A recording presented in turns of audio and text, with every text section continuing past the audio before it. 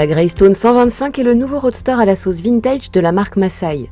Design rétro soigné, pneus à relief, freinage couplé et motorisation Euro 4 avec boîte 5 rapports, elle a tout pour plaire. Alors Vincent, es-tu tombé sous son charme ?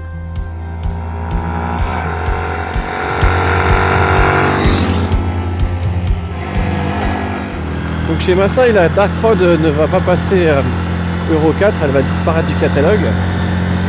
Et du coup, c'est cette nouvelle Greystone qui va récupérer la place de la moto rétro à moins de 2000 €. Donc c'est une nouvelle moto qui est plutôt engageante.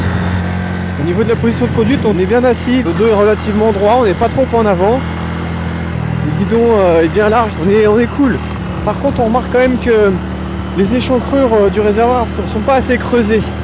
Au niveau de la selle, ça manque peut-être un peu de rembourrage. Alors c'est confortable sur les premiers kilomètres, mais quand on fait des trajets un peu plus longs, on s'aperçoit qu'on commence un peu à sentir l'armature. Les commandes sont très bien positionnées, elles sont vraiment à portée de main. Que ce soit le klaxon, les clignotants, comme le bouton d'appel de phare, on peut les manipuler aisément, on n'a pas besoin de les chercher. En revanche, les leviers sont un petit peu éloignés. L'instrumentation est assez pauvre, mais c'est pas grave, c'est rétro. Bon, on a un compteur de vitesse qui est analogique, un totaliseur par rouleau, et puis un indicateur de rapport engagé. On regrette quand même que le réservoir n'ait pas des petits pads en caoutchouc pour absorber un peu les vibrations, parce que du coup, quand on le serre avec les jambes, on a tendance à les ressentir, surtout quand on monte dans les tours. Par contre, au niveau des cale-pieds, vraiment aucune sensation de vibration. Ils sont larges, ils sont très bien pensés, très pratiques. Là, les premiers rapports sont assez péchus. Il y a de l'agrément. Dès qu'on monte un peu dans les tours, ça devient très fun.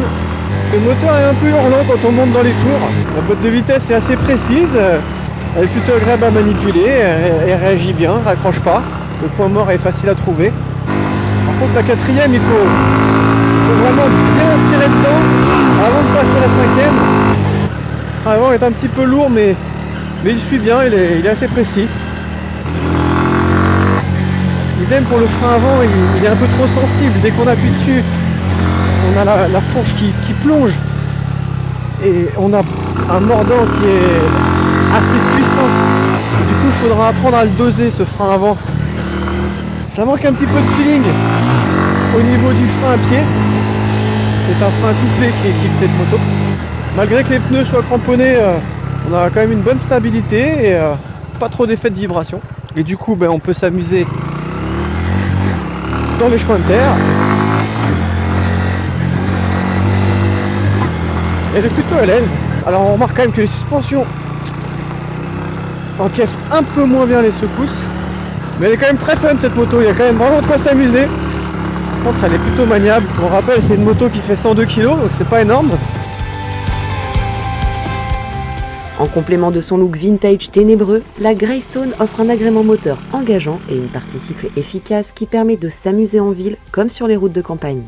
Le feeling des pneumatiques et du freinage couplé pourrait bien entendu être fignolé, mais avec un tarif compressé et conservé de 1 990 €, on peut largement lui concéder cette petite faiblesse.